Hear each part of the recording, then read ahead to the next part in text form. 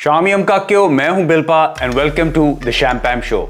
इस एपिसोड में टैबस्टर की टर्टर आफ्ताब इकबाल ने पॉलिटिकल सटायर और सार्केज्म की एक इंतहाई फिक्की, बॉर्डरलाइन भौंडी और बहुत लेजी अटेम्प्ट की है कॉल्ड मियां की मल्हार। लेकिन उस एपिसोड में आफ्ताब साहब ने खुद रेकमेंड किया है कि हम शुरू करें टैबस्टर की टर्टर।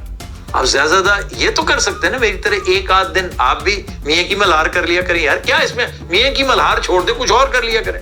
आप गेंडे की मल्हार कर लिया करें। आपका हुस्न तलब है, आप जिस दिन मर्जी ले जाएं बात को। करने हैं प्रोग्राम शुरू।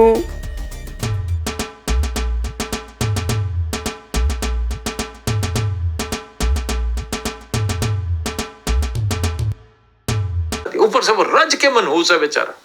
ये इसमें कोई शक नहीं, बंदे होते हैं थोड़े बहुत मनहूस होते हैं, बहुत सारे लोग हैं।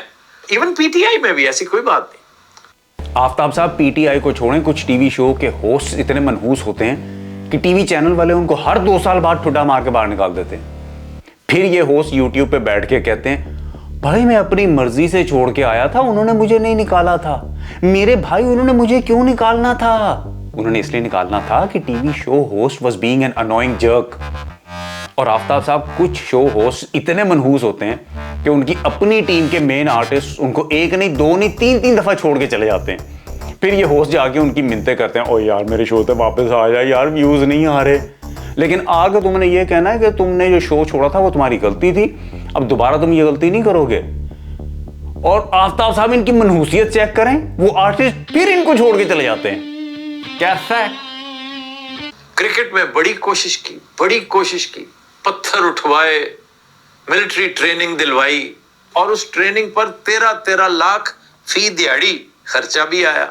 लेकिन असल उसूल क्या हुआ कि आज ये टीम खेल रही हो तो आधा घंटा पता ही नहीं चलता कि ये किस चीज की टीम है। ये क्रिकेट की है, बैडमिंटन की है, हॉकी की है या गोल्फ की है।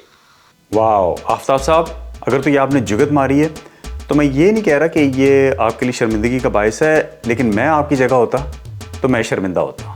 आपके लिए ये मैं शर्मिंदगी तो नहीं कहता, लेकिन मैं आपकी जगह होता तो शर्मिंदगी का बायस था। क्योंकि पाकिस्तान क्रिकेट टीम जितनी मर्जी बुरी क्रिकेट खेले, ये कौन अवार्ड याफ्ता पागल है जिसको आधे घंटे तक यही नहीं समझ आ रही कि वो क्रिकेट देख रहा है कि बैडमिंटन देख रहा है कि गोल्फ देख रहा है कि हॉकी देख रहा है। आफ्ताब साहब, वो जितना भी बड़ा पागल होवे, क्रिकेट की बेसिक्स तो वहीं पे है ना। उसको 2 बैट्समैन नजर आ रहे हैं, स्टंप्स लगी हुई हैं, बैट्समैन के पीछे कीपर खड़ा हुआ है, इस तरफ अंपायर खड़ा हुआ है, मुंडे खलो के फील्डिंग कर रहे हैं। ये बेसिक्स तो चेंज नहीं होंगी ना, क्रिकेट जितनी मर्जी बुरी खेल रहा हो अगला। क्यों किसी पागल को लगेगा कि ओए गोल्फ है, हॉकी है कि बैडमिंटन है? आपको पता ना बैडमिंटन में क्या होता है? हिचकी पिंग, हिचकी पिंग टोंग, ये होती है बैडमिंटन। गोल्फ में करीबे मर्ग बाबे जो होते हैं वो झाड़ियों में बॉल ढूंढते रहते हैं, ये होती है गोल्फ। हैं जी। और आधे घंटे बाद ऐसा कौन सा काम होता है कि उस बंदे को ख्याल आ जाता है, ओए ये तो क्रिकेट हो रही है। क्या आधे घंटे बाद टीवी के ऊपर कोई अनाउंसमेंट होती है, पर क्रिकेट है? नहीं ना।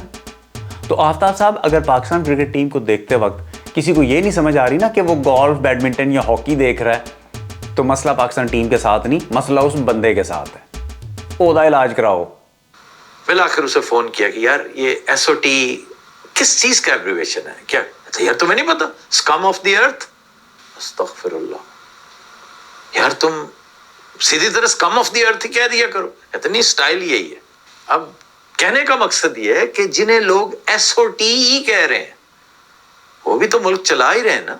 तो जिन लोगों का वो मुल्क चला रहे हैं वो कौन से सेंट्स ऑफ द अर्थ हैं? वो भी तो, वैसे कैसी कमाल बात है कि saints of the earth is also SOTE। कहने का मकसद है जैसी रूह वैसे फरिश्ते। अगर जहांबानी के हवाले से, हुक्मरानी के हवाले से मॉडर्न टाइम्स में कोई मौजज़ा रूनुमा हुआ आपने देखना हो ना, तो पाकिस्तान में आके देख लीजिए कि हुकूमत है भी और नहीं भी है। यही उसकी ब्यूटी भी है अगर देखा जाए तो। और दूसरा मौजज़ा ये है कि इस मुल्क की अवाम है भी और नहीं भी। बीडू खाने हो तो अवाम ही अवाम, एहतजाज करना हो तो अवाम ही कोई नहीं।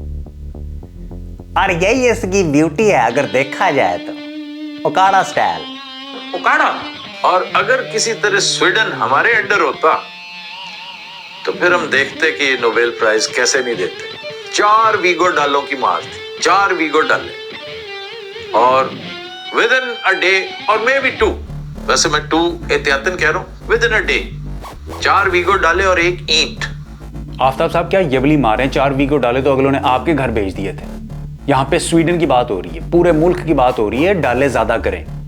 हाँ, दूसरी बात आपकी बिल्कुल सही है, 2 दिन लगेंगे, अगले सीधे हो जाएंगे, क्योंकि आपको भी 2 दिन लगे थे, आपका सॉफ्टवेयर फर्स्ट क्लास अपडेट हो गया था, आपकी तमाम सियासी गुफ्तगू बंद हो गई थी। ਇਹ ਤੇ ਹੁਣ ਤੁਸੀਂ यूके ਪਹੁੰਚੇ ਹੋ ਤੇ ਤੁਹਾਡੀ ਟਰ ਟਰ ਸ਼ੁਰੂ ਹੋਈ ਹੈ। Now that's what I call sarcasm volume 10. बिल्पा घुसी बम्स, एक्चुअल घुसी बम्स। लीडर उनका जिंदगी और मौत की कश्मकश में है, और इन्हें इस बात का अंदाजा है। उसकी उम्र देखें और जिन हालात से वो दो चार है, उसकी भी बाकी आखिरी टेपें चल रही हैं, लेकिन मजाल नहीं कि कोई बाहर निकले। आफ्ताब साहब आप बाहर निकले हैं, आप निकले हैं, साबिर शाकिर निकला है, इमरान रियाज निकला है, वजाद सईद खान निकला है, शहबाज गिल निकला है, शहजाद अकबर निकला है। आप लोग सारे आराम से पाकिस्तान से ही बाहर निकल गए हैं ना, तो आप अपने लीडर के लिए ही बाहर निकले हैं ना। आप सुबह शाम यहाँ पे उसकी रिहाई के लिए जद्दोजहद कर रहे हैं, है ना। आप यहाँ पे कोई कॉमेडी शोज तो नहीं रिकॉर्ड करने बैठे हैं ना, या आप यहाँ पे कोई कवाली नाइट्स तो नहीं अरेंज कर रहे, आप यहाँ पे कोई ट्रैवल वीलॉग्स थोड़ी बना रहे हैं, या आप यहाँ पे फिल्म की शूटिंग के लिए आए हैं। नहीं, आप यहाँ पे आए हैं एज ए पॉलिटिकल एक्टिविस्ट जो अपने लीडर के लिए काम कर रहे हैं, है ना, है ना। हेलो चाचू टैपस्टर, है ना, है ना, है ना बाजी, है ना बाजी। लो जी, चाचू टैपस्टर तो दौड़ गया। बात है रिक्शों से मुताल्लिक। अब देखिए कितना शानदार प्रोजेक्ट था, रिक्शे के ग्रेजुएट्स को, फ्रेश ग्रेजुएट्स को नए ताजा दम रिक्शे पेश किए जाएंगे। लेकिन उसके ख्वाब तो देखिए जिसे आपने चकनाचूर कर दिए कि मैं जाकर कमाई करूंगा, मैं फिर नया घर बनाऊंगा, मैं फिर बहन की शादी करूंगा, फिर उसमें तौफीक अपनी भी करूंगा। आपने सारे ख्वाब उसके चकनाचूर कर दिए। आफ्ताब साहब वो हर यूनिवर्सिटी स्टूडेंट को रिक्शा दे ना दें, तुसी किस चक्कर विच हर यूनिवर्सिटी स्टूडेंट को भैन देती है। Oh sorry, that didn't come out right. मेरा कहने का मतलब है कि आपने किस चक्कर में हर यूनिवर्सिटी स्टूडेंट को बहन दे दी है। हेलो, तो कम तो फिर होते जा रहे हैं। आफ्ताब साहब मेरा मतलब है आपने जो सिनारियो बिल्ड किया है उसमें आपने ये अजम्पशंस क्यों लिए हैं कि हर यूनिवर्सिटी स्टूडेंट की बहन होती है और वो गैर शादीशुदा होती है, और बहन की शादी पहले होगी, यूनिवर्सिटी स्टूडेंट की बाद में होगी। हर यूनिवर्सिटी स्टूडेंट की बहन नहीं होती, और अगर हो भी तो हो सकता है कि वो बहन छोटी हो, यूनिवर्सिटी स्टूडेंट पहले अपनी शादी करेगा और बहन की बाद में, या हो सकता है कि उसकी बहन हो लेकिन वो उससे बड़ी हो और वो ऑलरेडी शादीशुदा हो। तो इस चक्कर में भी बेचारा जो रिक्शे से पैसे कमाएगा वो अपने ब्याह ते लाएगा। आफ्ताब साहब तुसी यूनिवर्सिटी स्टूडेंट्स का ब्याह क्यों नहीं होने दे रहे?